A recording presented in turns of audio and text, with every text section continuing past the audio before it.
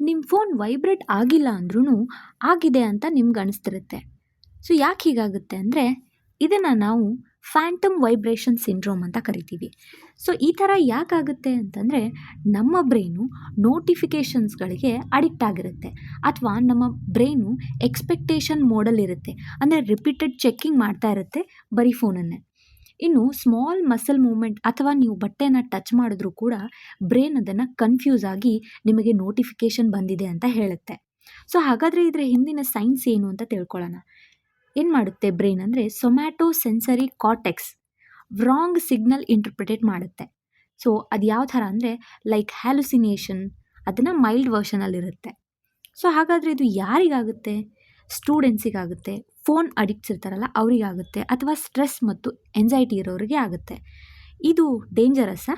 No, ಇದು just ಒಂದು digital stress sign ಆಗಿರುತ್ತೆ. ಸೊ ಹಾಗಾಗಿ ನೀವು ಸ್ವಲ್ಪ ಫೋನ್ ಬಳಕೆ ಕಡಿಮೆ ಮಾಡಿದ್ರೆ ಎಲ್ಲ ಸರಿ ಹೋಗುತ್ತೆ.